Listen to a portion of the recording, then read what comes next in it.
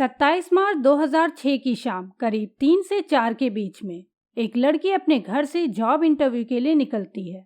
उस लड़की ने अपनी माँ और बहन को बताया था कि वो इंटरव्यू के बाद बास्केटबॉल खेलने जाएगी, इसलिए हो सकता है उसे घर आने में थोड़ी देर हो जाएगी। पर जब रात 10 बजे तक वो घर नहीं लौटती है, तब उसकी माँ को उसकी फिक्र होने लगती है। वो सोचती है कि क्यों ना अपनी बेटी को कॉल करके पता कर ले कि वो कब तक घर आएगी। पर जब उन्होंने अपनी बेटी को कॉल किया तब उनकी चिंता घबराहट में बदल गई। असल में दोस्तों, उनकी बेटी न तो कॉल उठा रही थी और न ही किसी मैसेज का रिप्लाई कर रही थी। अब ऐसा पहली बार हो रहा था कि उनकी बेटी न तो कॉल का जवाब दे रही थी और न ही किसी मैसेज का। ऐसे में उस माँ के मन में अपनी बेटी को लेकर बुरे बुरे ख्याल आने लगते हैं। पर उसकी बेटी के साथ उस रोज जो हुआ वो उसकी माँ तो क्या, कोई भी नहीं सोच सकता। जी हाँ दोस्तों, आज की ये कहानी इंटरेस्टिंग के साथ साथ बहुत ही दर्दनाक होने वाली है। पर कहानी सुनने से पहले मेरी आपसे एक हम्बल रिक्वेस्ट है कि अगर आपको ऐसी इंटरेस्टिंग क्राइम स्टोरी सुनना पसंद है तो हमारे चैनल को सब्सक्राइब कर लें और सब्सक्राइब बटन के बगल में बनी घंटी को दबाना ना भूलें। तो चलिए दोस्तों, कहानी में आगे बढ़ते हैं।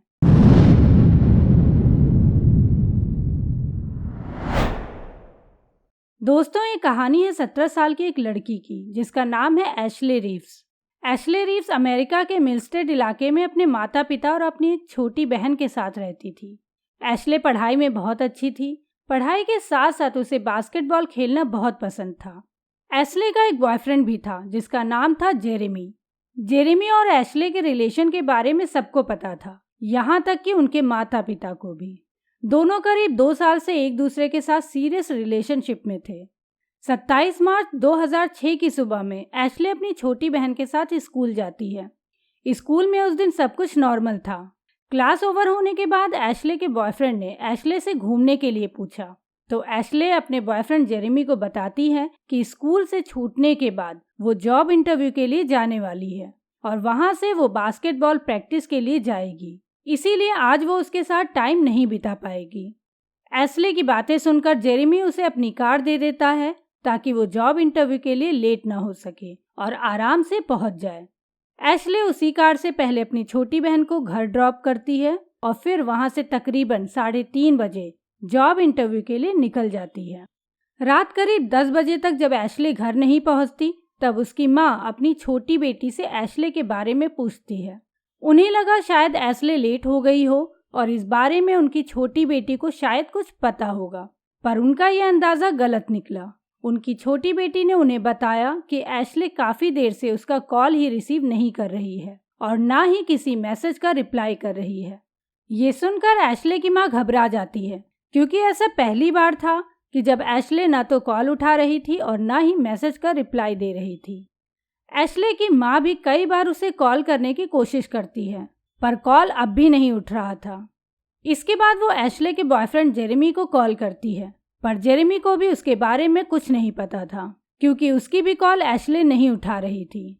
इसके बाद एशले की माँ एशले की सारी कॉल रिकॉर्ड निकालती है और एक के बाद एक उन सभी नंबरों पर कॉल करना शुरू करती है जिन जिन से उनकी बेटी अक्सर बातें करती थी, पर यहाँ से भी उनको कुछ पता नहीं चला। ऐसे ही धीरे धीरे समय बीतता गया और रात करीब 12 बजे तक जब एशले घर नहीं पहुंची तब उसकी माँ बहुत ज़्यादा घबरा जाती है और उसी डर और घबराहट में वो 911 पर कॉल करके अपनी बेटी की गुमशुदगी की रिपोर्ट दर्ज कराती है। पहले तो पुलिस रिपोर्ट दर्ज करने से मना करती है, क्योंकि पुलिस के मुताबिक ऐसे ज़्यादातर केसेस में बच्चे बिना बताए पार्टी करने चले जाते हैं और फिर अगले दिन सुबह में घर वापस आ जाते हैं। पर एशले की माँ की बातें सुनकर, या कह ले उनकी आवाज़ में जो डर और घबराहट थी अपनी बेटी को लेकर, उसे सुनकर उस पुलिस ऑफिसर ने रिपोर्ट दर्ज कर ली। अब पुलिस एक एक करके एशले के परिवार वालों और उसके दोस्तों से पूछताछ करना शुरू करती है। इस पूछताछ में पुलिस को एशले के बारे में एक बड़ी ही अजीब बात पता चलती है। सभी ये जानते थे कि जेरेमी उसका बॉयफ्रेंड है, पर एशले की एक दोस्त ने पुलिस वालों को बताया कि एशले का एक और बॉयफ्रेंड है और वो कोई और नहीं बल्कि उनके ही स्कूल का जिम टीचर सैम शेल्टन है। और तो और जिस दिन वो गायब हुई उस दिन जॉब इंटरव्यू के बाद वो उन्हीं के साथ बास्केटबॉल खेलने लैडरमैन पार्क गई थी। इसके बाद पुलिस लैडरमैन पार्क पहुंचती है ये देखने के लिए कि क्या एशले सच में यहाँ आई थी या नहीं। जब पुलिस वहाँ पहुँचती है तो उन्हें पार्किंग में जेरेमी की वो कार मिलती है जिसे जेरेमी ने एशले को दिया था। पुलिस कार की जांच करती है तो उन्हें एशले का वो ड्रेस भी गाड़ी में ही मिला जिसे पहनकर वो बास्केटबॉल खेलती थी। मतलब कि उस दिन या तो वो बास्केटबॉल खेलने से पहले गायब हुई या फिर उसके बाद। अब इस कहानी में शक की सुई दो लोगों पर टिकी थी। एक तो था जेरेमी जिसने कार दी थी और दूसरा था वो जिम टीचर सैम शेल्टन जिसके साथ एशले बास्केटबॉल खेलने गई थी। अब इन दोनों में से पुलिस को जिस पर सबसे ज्यादा शक था वो था जेरेमी, क्योंकि पुलिस को लगता था कि शायद जेरेमी को ये पता चल गया होगा कि एशले और सैम का अफेयर चल रहा है और वो बात इससे बर्दाश्त नहीं हुई होगी। पुलिस अपने इसी शक के आधार पर जेरेमी से एक बार फिर से पूछताछ करती है। Ashley's boyfriend, is that correct? Yeah. How often do you see her? Once a day, usually. Once a day. So I mean, you guys are pretty serious. Yeah. Believe me, I seriously am giving you my 100% all, telling you the truth. I mean, I love her. I love her to death. Anything to get her back. You know, for our girl, and she said if I get a chance, call her. Okay. Other than that, I mean, I wish I would have called her now. He seemed like he cared for Ashley quite a bit, but I had a strong feeling that he didn't really know anything that was going on. आप इस video में देख सकते हैं जब police ने Jeremy से Sam और एशले के बारे में पूछा तो उसने जिस तरह से जवाब दिया उससे साफ साफ ये पता चल रहा था कि उस बेचारे को तो इन दोनों के बारे में कुछ भी पता नहीं था। वो सिर्फ इतना जानता था कि वो दोनों अच्छे दोस्त हैं। पर यहाँ उसने पुलिस को एक खास बात बताई कि सैम अक्सर एशले को कॉल करता था। कई बार तो सैम ने तब कॉल किया था जब एशले जेरेमी के साथ होती थी। जेरेमी की बातों से पुलिस वालों को लग रहा था कि शायद वो लोग गलत इंसान पर शक कर रहे हैं। जेरेमी की पूछताछ के बाद पुलिस सैम को पूछताछ के लिए बुलाती है। पुलिस जब सैम से पूछताछ शुरू करती है तो सैम अपनी बातों में ही फंसना शुरू हो जाता है।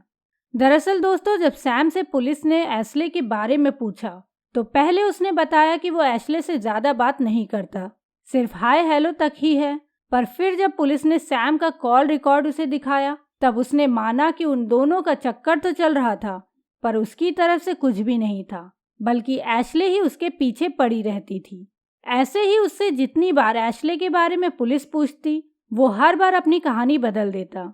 उसके इस रवैये की वजह से पुलिस का शक उस पर बढ़ता चला गया और कहीं ना कहीं पुलिस ये समझ चुकी थी कि कुछ तो ऐसा है जो सैम उन सब से छुपा रहा था। इसके बाद पुलिस का एक ऑफिसर सैम के साथ थोड़ा इमोशनल कार्ड खेलता है। वो ऑफिसर पहले से थोड़ा बहुत सैम को जानता था तो उसे ये बात पता थी कि सैम अपनी माँ और नानी को बहुत मानता है। बस उसने सैम से उसकी माँ और नानी की बात की जिस पर सैम इमोशनली पूरी तरह से टूट जाता है और फिर वो सारी कहानी पुलिस को बताता है। दरअसल दोस्तों, साल 2001 में जब एशले क्लास 7 में थी तब सैम उसका क्लास टीचर हुआ करता था। उस वक्त सैम की उम्र 22 साल थी। सैम काफ़ी यंग था और काफ़ी क्यूट भी। स्कूल की ज़्यादातर लड़कियों का क्रश सैम पर था और सेम यही चीज़ एशले के साथ भी थी।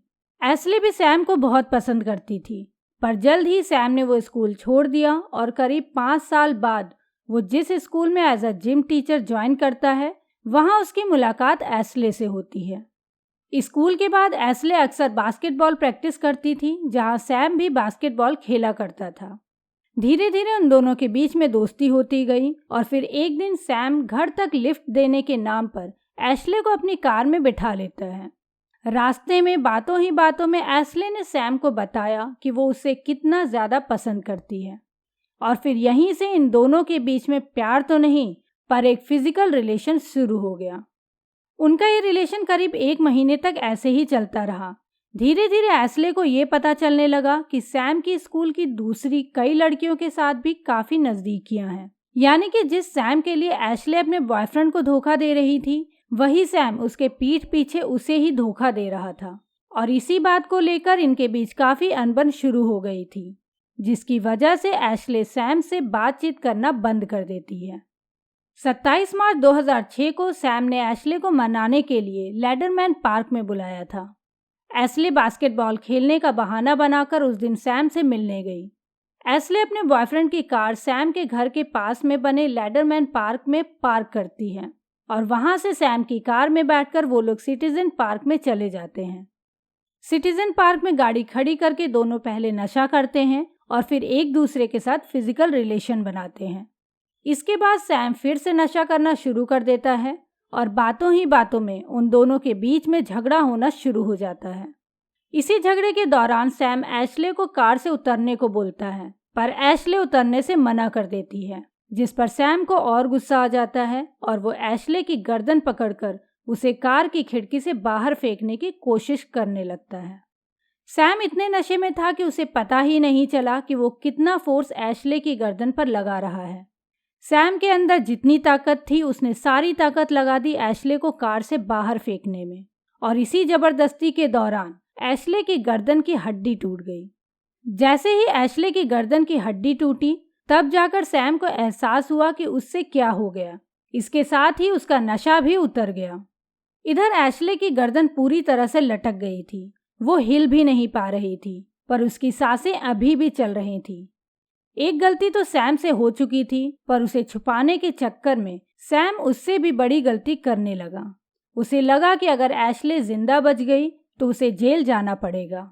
जेल जाने की डर से सैम ने सोचा कि क्यों ना वो एशले को जान से मार दे। यही सोचकर उसने पहले एशले का गला दबाया। इसके बाद भी जब वो नहीं मरी तब उसने अपनी बेल्ट से उसका गला दबाया, पर शायद गले की हड्डी टूटने की वजह से उसकी ये सारी कोशिशें व्यर्थ होती जा रही थी। फिर गुस्से में सैम ने एशले को अपनी कार से बाहर निकाला और पास की झाड़ियों में उसे मरने के लिए फेंक दिया। और उसके बाद वो अपने घर आया, फ्रेश हुआ और पास के एक नाइट क्लब में गया और वहां जाकर नशा किया और डांस किया, ताकि जो कुछ उसने आज किया है वो सब वो भूल सके। दोस्तों, हैवानियत की सारी सीमाओं को पार करने के बाद कोई व्यक्ति इतने मजे से डांस भी कर सकता है, ये सोचकर ही मन में अजीब सा होने लगता है। खैर, सैम की गवाही के बाद पुलिस सैम को लेकर उस जगह पर पहुंचती है जहां उसने एशले को फेंका था। अब तक करीब 30 घंटे से ज्यादा का समय बीत चुका था और पुलिस और बाकी सभी का मानना था कि एशले अब तक मर चुकी होगी। पर जब एशले पुलिस वालों को उन झाड़ियों में मिली तब उसकी सांसें चल रही थी। हालांकि एशले पूरी तरह से बेहोश थी। पुलिस तुरंत उसे हॉस्पिटल लेकर आती है, पर अभी भी उन सभी को यही लग रहा था कि एशले नहीं बचेगी। यहाँ तक कि उसकी कंडीशन देखकर डॉक्टर ने भी बोल दिया था कि इसके बचने के चांसेस ना के बराबर हैं। पर धीरे धीरे जैसे जैसे दिन बीतता गया एशले की हालत में सुधार दिखने लगा और कई महीनों के इलाज और एशले की विल पावर की वजह से वो रिकवर तो हो गई, पर पूरी तरह से नहीं हो पाई। उसने इतना मेंटल ट्रॉमा झेला था जिसकी वजह से वो बोलना खाना भूल चुकी थी। यहाँ तक कि वो अपने पैरों पर भी खड़ी नहीं हो पा रही थी। उसे तो ये भी याद नहीं था कि उसके साथ उस दिन क्या कुछ हुआ था। गले की हड्डी टूटने की वजह से उसकी पूरी बॉडी पैरालाइज्ड हो गई थी और 30 घंटों तक झाड़ियों में पड़े पड़े उसके शरीर पर सैकड़ों कीड़ों के काटने के जख्म बन गए थे। पर इन सब के बावजूद भी उसकी विल पावर इतनी मजबूत थी कि उसने ये ठान लिया कि उसे अपनी पूरी जिंदगी व्हील चेयर पर नहीं बितानी, बल्कि अपने पैरों पर खड़े होना है और अपनी नॉर्मल जिंदगी को वापस पाना है। और फिर सालों की मेहनत के बाद एशले पूरी तरह से अपने पैरों पर खड़ी हो पाई। इधर सैम को पुलिस अदालत में पेश करती है और साल भर की सुनवाई के बाद 2007 में जज ने सैम को 20 साल की सजा सुनाई।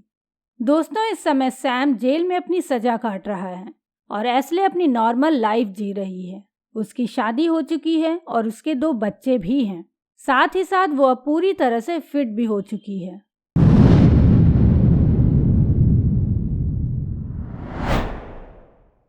दोस्तों, आज की कहानी एक ऐसी लड़की की है जिसने भाई बहन के बेदाग रिश्ते को भी दागदार बना दिया।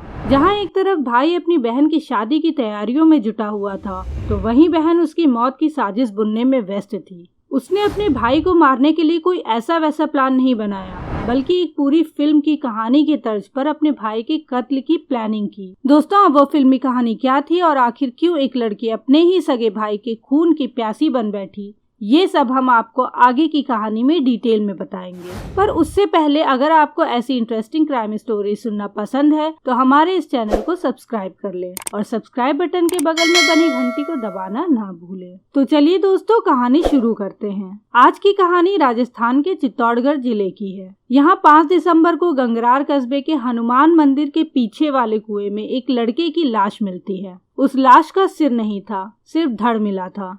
ऐसे में उस लाश की पहचान कर पाना मुश्किल था।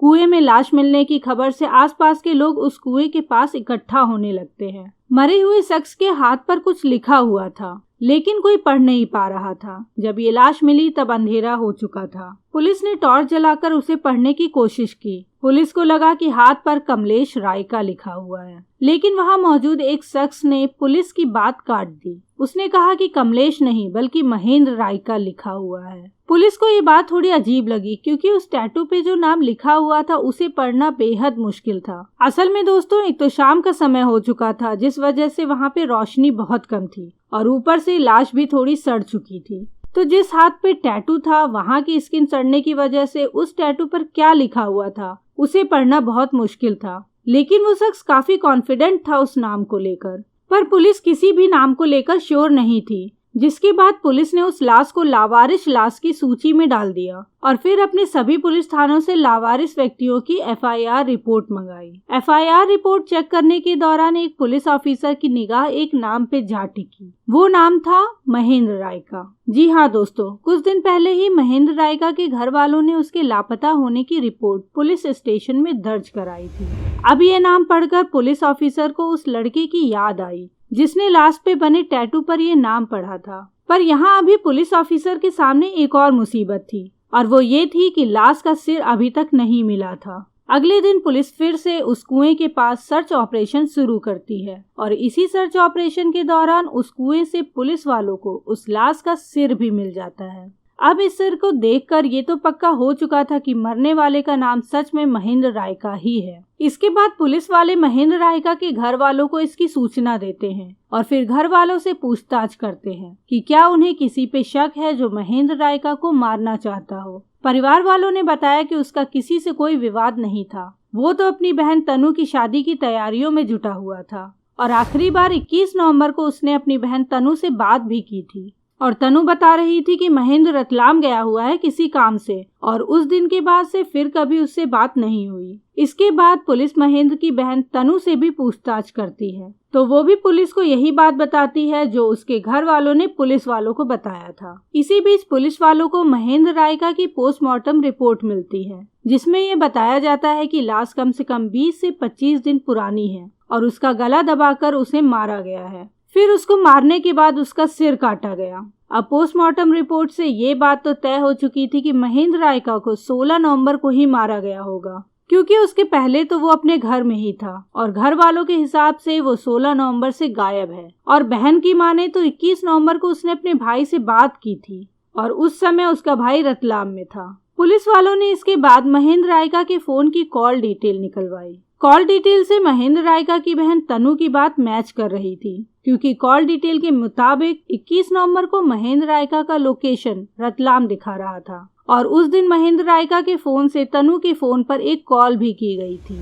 अब पुलिस इस पहेली में फंस चुकी थी कि पोस्टमार्टम रिपोर्ट को सही माने या फिर कॉल डिटेल को, क्योंकि अगर पोस्टमार्टम रिपोर्ट को सही माना जाए तो उसकी मौत 16 से 18 नवंबर के बीच हुई थी और परिवार वालों के मुताबिक 16 नवंबर से न ही वो घर आया और न ही किसी से मिला। और वहीं दूसरी तरफ कॉल डिटेल की रिपोर्ट में ये शो हो रहा था कि 21 नवंबर को महेंद्र रायका ने अपनी बहन तनु से फोन पे बात की है और ये बात तनु की बात से मैच कर रही थी। तो अब प्रॉब्लम ये थी कि अगर महेंद्र रायका 16 नवंबर को ही मर चुका था तो फिर 21 नवंबर को उसने अपनी बहन तनु से बात कैसे की, और तो और उसका फोन रतलाम कैसे पहुंचा। अब इन्हीं सब सवालों के जवाब की तलाश में पुलिस एक बार फिर से महेंद्र रायका के परिवार वालों और उनके पड़ोसियों से पूछताछ करती है। इसी पूछताछ में पुलिस वालों को पता चलता है कि महेंद्र रायका की बहन तनु का महेंद्र रायका के बचपन के दोस्त महावीर से लव अफेयर चल रहा था और जब ये बात महेंद्र रायका को पता चली तो उसने महावीर का अपने घर में आना जाना बंद कर दिया था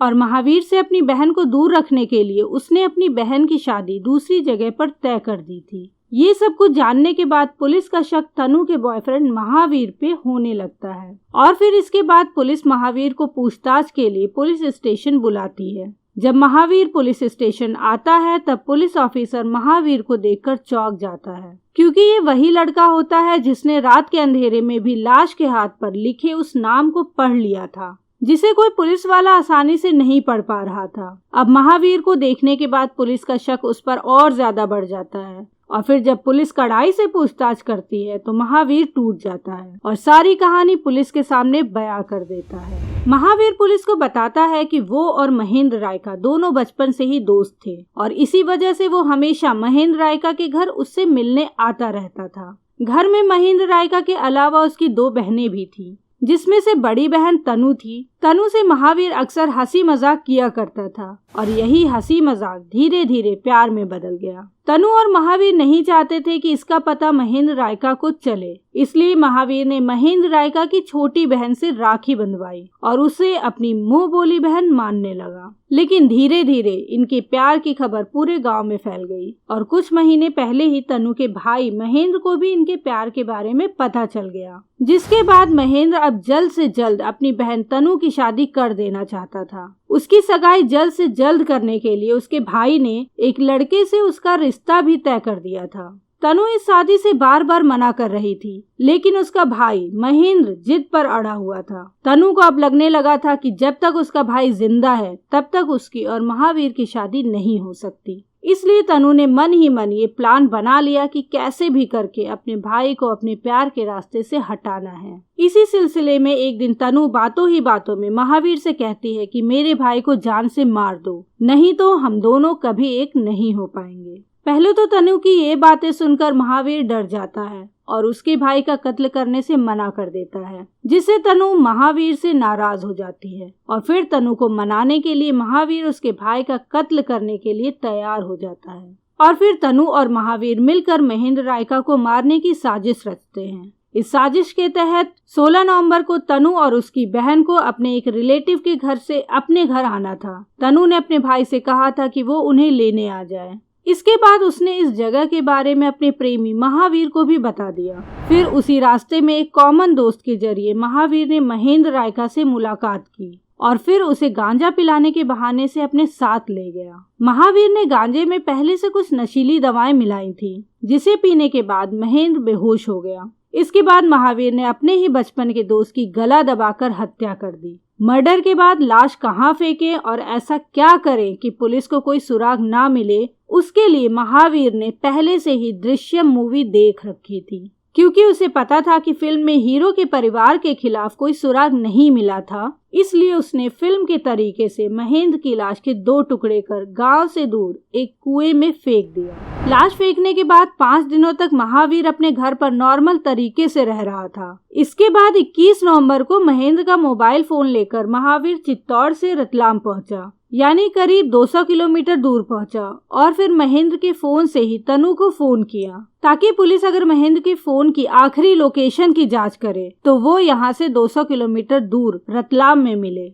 इस दौरान महावीर ने अपना फोन घर पर ही छोड़ रखा था। उसे ये लगा था कि ऐसे पुलिस महेंद्र की तलाश में भटकती रहेगी और रतलाम से पुलिस को कोई सुराग भी नहीं मिलेगा। लेकिन महेंद्र का कातिल महावीर आखिरकार पकड़ा ही गया। महावीर के कबूलनामे के बाद पुलिस की ये पहेली भी सुलझ गई कि आखिर जिस शख्स की 16 नवंबर को ही हत्या हो गई हो, उसने 21 नवंबर यानी 5 दिनों बाद कैसे 200 किलोमीटर तक का सफर तय किया और मरने के बाद भी उसने कैसे तनु को कॉल किया। इसके बाद पुलिस ने महावीर और उसकी प्रेमिका तनु के साथ साथ महावीर के एक दोस्त को भी गिरफ्तार कर उन्हें कोर्ट में पेश किया। अब कोर्ट से उन्हें क्या सजा मिलेगी ये तो वक्त ही बताएगा, क्योंकि अभी तो इस केस की सुनवाई शुरू होगी। खैर, इस केस को लेकर आप सभी के क्या ओपिनियन है हमें कमेंट में लिखकर जरूर बताएं। और अगर आपको ये कहानी पसंद आई हो तो हमारे इस वीडियो को लाइक करना ना भूलें। आपका हर एक लाइक इस वीडियो पे की गई हमारी मेहनत को सफल बनाता है। दोस्तों, अगर आपको ऐसी इंटरेस्टिंग क्राइम स्टोरीज सुनना पसंद है तो हमारे इस चैनल को सब्सक्राइब कर लें और सब्सक्राइब बटन के बगल में बनी घंटी को दबाना ना भूलें। तो मिलते हैं फिर नेक्स्ट वीडियो में एक नई कहानी के साथ। तब तक के लिए बाय बाय, टेक केयर, शब्बा खैर।